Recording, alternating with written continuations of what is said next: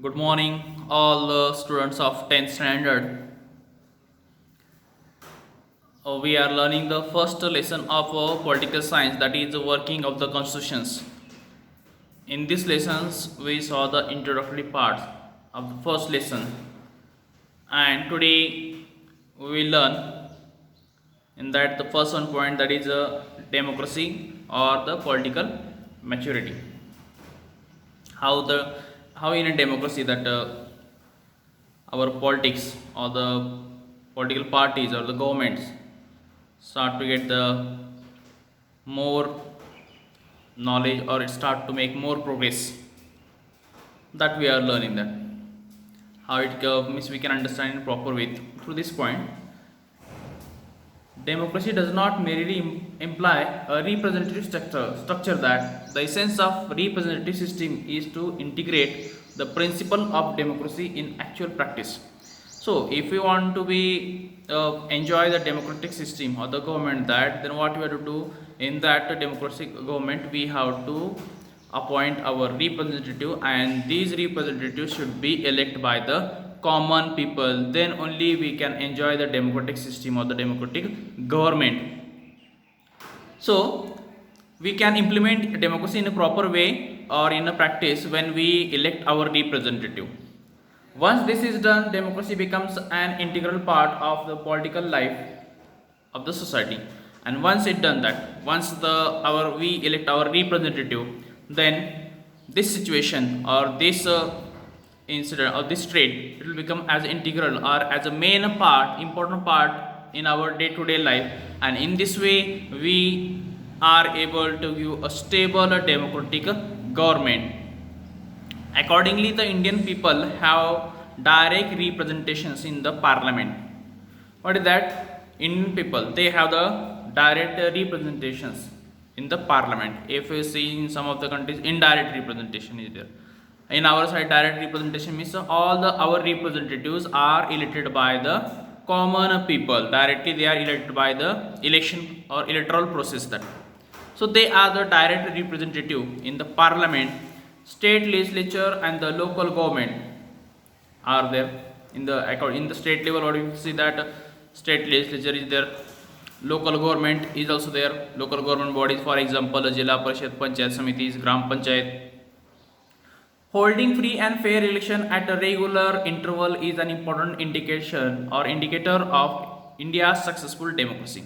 This is the important point of our democracy, that why Indian democracy became more and more successful. That behind this main reason, that is arranging or holding elections after the regular interval. That in our country, if we say that 5 years term is there, when the 5 years term will complete, then after that electoral means election commission is there, separate department. Election commission announce election dates, it's conduct the election free and fair election, that and after they declare the result also there.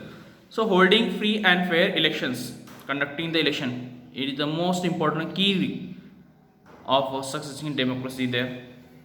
The increasing participation of the people in the political process and political competition shows that Indian democracy becomes successful to a great extent. That our Indian democracy is becoming more and more successful. It is extending, or it is spreading, expanding. That behind that, the more participation of the common people, that many people means those who are the youth generation, they are actively participating into the democratic government, or they are participating into the electoral process. That in our country, those who are above the 18 years of age, their name enroll into the local voter list. That and these people are the citizen of our country, they can enjoy their right to vote. So this is about the main political maturity, how we got the political maturity. Next one, that is right to vote. Each and every citizen of our country, one who he or she has completed his or her 18 years of age, they can get the right to vote. The Indian Constitution had made the provision of right to vote for the adults, those who are the adult franchises, or those who have completed 18 years of age, they can get this right to vote there. In the pre-independence period, several provisions existed which is restricted the right to vote. That before the pre-independence situation or that period, some of the restrictions were there, some of the rules were there on the common people. So due to that right to vote, peoples were deprived from the right to vote, or some of the restrictions were there. Some of them is we can say that limitations were there on right to vote. This right was not available for everyone at that time. All such provisions were cancelled after the independence, and Indian constitution guaranteed the adult suffrage by giving the right to vote equally. So after the independence, when we got the freedom, after that this situation or this tradition was cancelled, and they provided this right to vote to each and every citizen of our country equally. There is no any discriminations in right to vote. All they can be participate or they can vote that. There were some limitations. Both men and women above the 21 years of age, they can participate, they can enjoy their right to vote that. But later on in the government, in a parliament, they discuss, and afterward this year restrictions 21 years it was reduced, and it came up to the 18 years. Now in present time, one he or she has completed 18 years of age, they can enjoy their right to vote that. So the voting age was later reduced 21 to 18, which gave opportunity to political participations to the younger generations in the India. So due to this younger generation of our country, they participated, they can freely and give their vote according to their favorite party or according to their favorite candidate. Such provisions have made India the largest democracy in the world. So due to that, if you see that Indian democracy is considered as one of the biggest and largest democracy in world. More members are means more voters are there in our country due to the reducing the age limit also there. So more numbers of voters are there, so that we can call that Indian democracy is one of the biggest and largest democracy in the world. India has the largest number of voters compared to any other democratic nations. Along with that, there are many voters are there. If you see the number of the voters, there more there.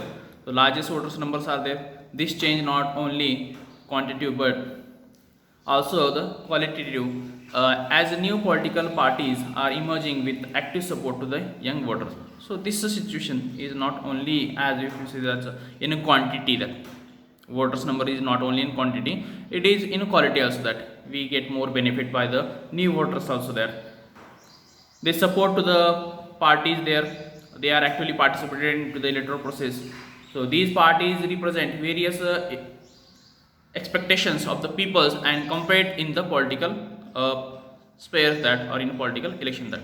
So what are these parties, our countries, in our country, what are the parties are there, political parties, they compete election that, and they are trying to fulfill the citizens, their voters wish, they will fulfill, they will try to complete that, and in this way they are nurturing or enjoying the government. So in this way today we'll stop here only. When we come tomorrow, then tomorrow we'll see the next one point, that is a decentralization of a democracy.